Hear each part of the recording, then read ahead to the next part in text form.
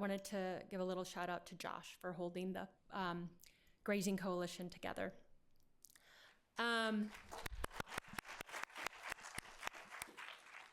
So I also want to talk a little bit about what PEER does, because I think we're a little bit different than other environmental organizations.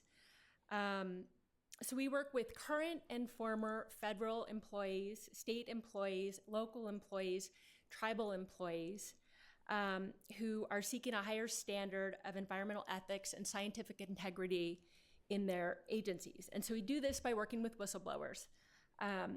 We try to shine the light on improper or illegal government actions, and we work to improve laws and regulations. But everything we do is informed by public employees. So a little bit more how we advocate is we do Freedom of Information Act requests, FOIAs, and litigate on those. We file lawsuits, we litigate on environmental issues. We file scientific integrity complaints, Data Quality Act complaints. We work with the Inspector Generals and investigations. We petition for rulemaking, and we do employee surveys within agencies to kind of get the tone, the vibe of what's going on. And we work with the media. And importantly right now, we represent employees at a pro bono basis for employee retaliation. So right now we're working with a lot of government employees who've been riffed, fired, put on administrative leave. And it's kind of overwhelming right now for all of our groups. So just keep fighting, fight everything we can. So today I'm going to talk about a few different things. I wanted to do a little bit of an overview, but I think most of you here are familiar with the BLM leasing program, and talk a little bit about the policy imbalance and the politics behind wild horses.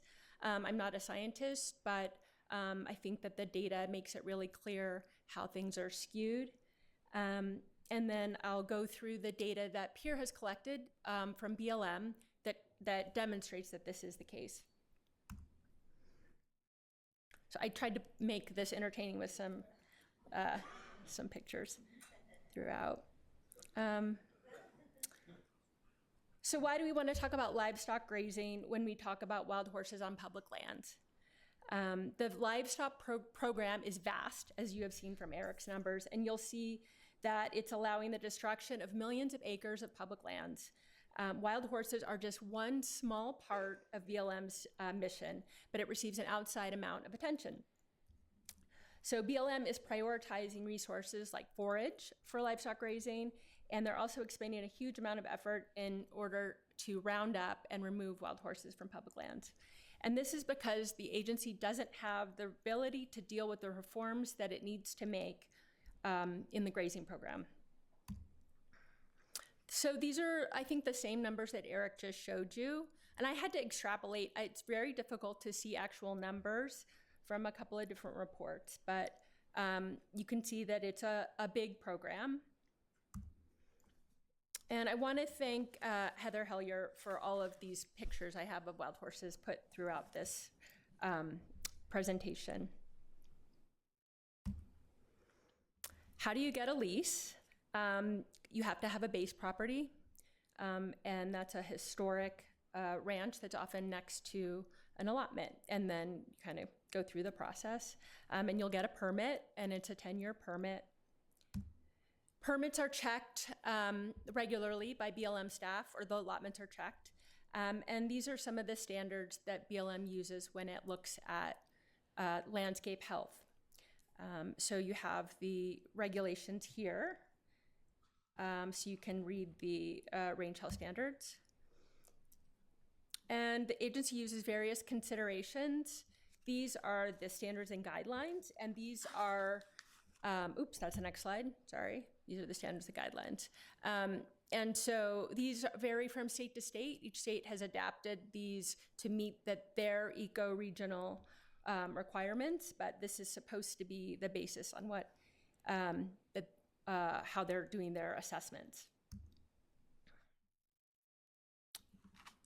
So why does BLM spend so much time and money rounding up wild horses while allowing large-scale livestock grazing? So it comes down to a mix of legal mandates, political pressure, and BLM's questionable land use priorities. Ranching groups lobby for horse removals. They argue that wild horses compete with livestock for resources, and energy and mining industries push to have fewer horses in the areas where they want to develop. Rarely does the public see the true cost of the grazing program. So I've kind of gone through some of the subsidies that are offered to the livestock industry. So everyone knows the current rate, the usual rate is $1.35 for AUM. BLM says that the private rate is between $15 and $20 an AUM, and sometimes up to $44 per AUM. There's drought subsidies, and there's the cost for the employees that manage these resources. So just a couple of things about water sources. So these are often cost-sharing programs that the BLM does, water, fencing. And what this does is it, by adding water sources in less used area, livestock can move into areas that they hadn't been before, and they can, it also enables year-round grazing in places where previously it may have been a seasonal thing. And then fencing is another classic example of subsidization, and it's meant to control grazing rotations, but it can fragment habitat, limit wildlife movement, and it can concentrate livestock impact in sensitive areas. There are also indirect costs. So why should taxpayers be paying to give away public range access at fees which don't come close to covering the true costs?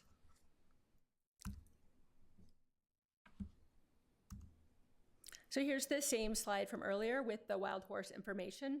Eric presented this, but you can see that it's about 6 million total livestock on public lands, on Forest Service and BLM lands, and about less than 100,000 wild horses.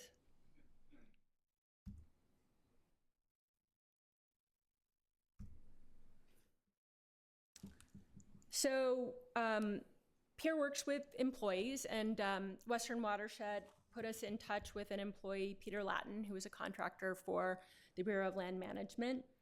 And he had seen that the agency was ignoring the impacts of livestock on a lot of the work that they were doing. So through a series of FOIA requests from 1997 to 2003, we FOIA'd all of the 21,000 livestock allotments and to see exactly what was going on to their public lands.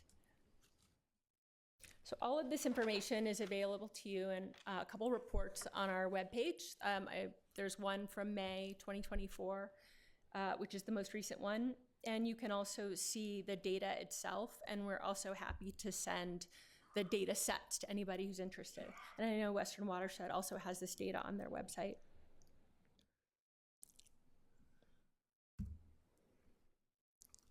So FLPMA requires that rangeland health is not compromised within the multiple use mandate.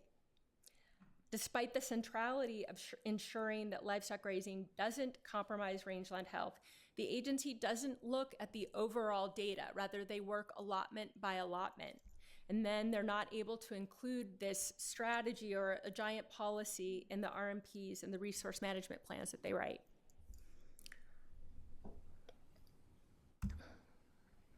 So here you can see what our interactive map looks like on our webpage. And you can zoom into allotments, you can zoom into herd management areas, you can see monuments, you can see ecoregions, and you can see giant trends in that the gray allotments are those that the agency hasn't assessed at all. The green are those that the agency says are meeting all land health conditions, and the red are those that the agency says are not meeting rangeland health standards because of livestock. There are some allotments that are not meeting rangeland health system or standards for other reasons, and those are the yellow little allotments. So I have the 2019 data and then the 2023 data, so you can see how the agency is making a little bit of progress. BLM has been assessing more allotments. So these are numbers based on allotment records. So it looks like 19% of the lands have not been assessed in 2023, but in terms of acreage, that's 24% of the land. So 19% don't meet BLM standards because that's the red and the yellow. And 58% are classified by BLM as meeting all land health standards. And this is the agency's data, so you have to keep that in mind also. So I would say this is conservative. So some of the reasons for lands failing health that are given by the agency are invasive species. They'll write weeds, drought, fire, off-highway vehicles, deer, prairie dogs, and wild horses.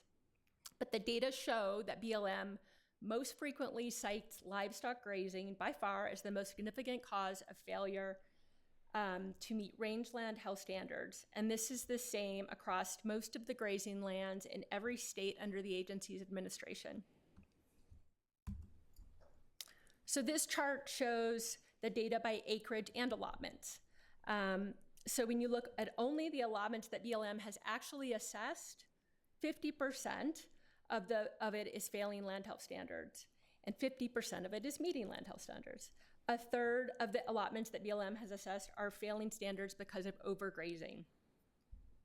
So again, you can see that the data doesn't justify the agency's focus on reducing wild horse and burro populations without a similar focus on evaluating what is really going on.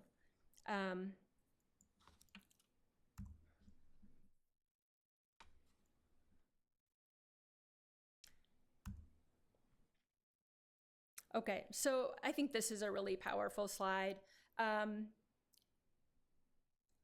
BLM cites horses only a few times as the cause for failing land health conditions on an allotment.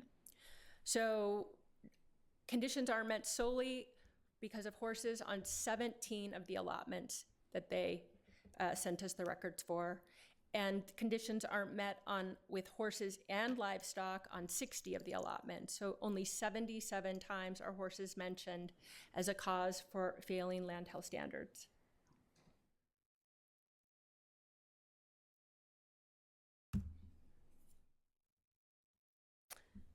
Okay, this is the state-by-state data. So when you're advocating with your legislatures or the state directors often don't know what's going on in the state next to them. But it's really important to bring it home and to show them what's going on in their own areas. And this is the chart by acreage. So in my May 2024 report, I break it down a lot more by states. You can see some really interesting differences in states. For instance, Nevada is an outlier. It has the most HMAs in the US, and it also has the largest percentage of unassessed land. New Mexico is also an outlier, and it has the most acreage meeting land health conditions, and it just seems to be a very unusual state. So these are some of the conclusions that you can cite in your advocacy work to show that livestock are the major reason that BLM lands are failing health conditions and that it's not horses. So BLM is using horse removal as a scapegoat for a largely ineffective range program. BLM is responding to political pressure from ranchers, and BLM doesn't want to do difficult things like tell a rancher, a client, they are called, that they have to remove or reduce the number of livestock.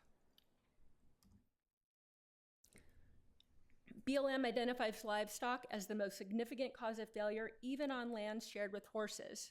So there's 21.5 million acres of HMAs that have been assessed, and on 11.5 million acres, BLM cites livestock as the cause of failing condition. So what role do wild horses play in affecting rangeland health? So I am not a scientist, and the agency doesn't tell us. They don't, this question, there's so many unassessed lands, and this is a question that BLM does not appear to be interested in answering. In fact, they continue to round up wild horses and permanently remove them from federal rangelands. There are some allotments that haven't been assessed in 20 or even 30 years. And the data shows large variations between states, that is, between state rangeland conditions, range management, and state policy. The policy that BLM is using is not informed by the data that they do have. So how can you use this information in your advocacy? Understand and communicate the economics and the ecological costs of the current livestock grazing policy. Engage, submit public comment on EAs and RMPs, permits, and use BLM's own data that Western Watershed and PURE have compiled to show that livestock are doing the majority of damage to the landscape and should be the focus of the agency's work.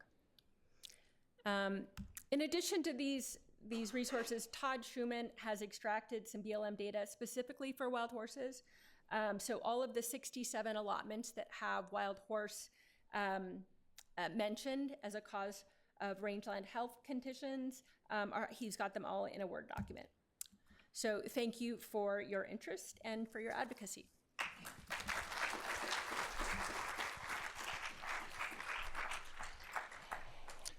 Our next panelist is Vickery Eckhoff.